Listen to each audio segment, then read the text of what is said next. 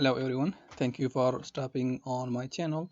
So we have started exploring this PS1 Dev profile, a PowerShell profile for developers, a PowerShell project where we are creating aliases and automating and saving time for developers. So in the previous video we saw how we can install this in our system, and now let's see some of the aliases that we have so far. So we have cpwd, and we already saw this in the previous video, and all it does is when you run it, it's going to copy the current working directory into clipboard.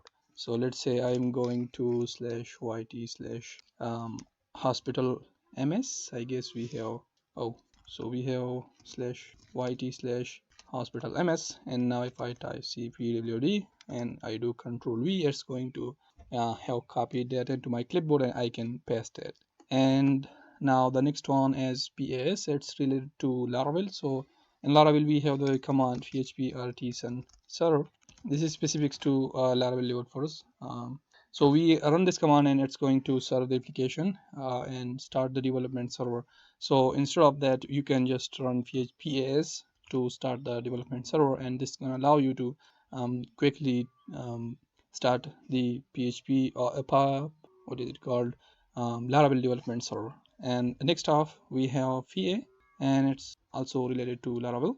So we have the command php artisan, and instead of writing the whole command php artisan, you can just write PA, and it's gonna be acting the same because we are using the PA as alias to run the php artisan command.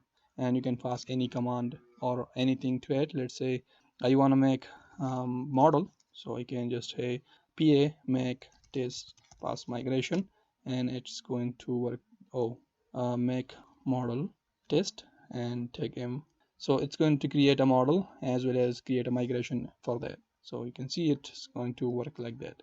Alright, so that is it for this video. In the next video we are going to try the other aliases, and if you have a suggestion or want to contribute to it by yourself, you can either comment on this video or come here to the GitHub repository. This link will be given in the description below as well, and have a discussion or ask whatever you want to add, or create a fork of this and have your own contribution to this, or open pull request to this main repo.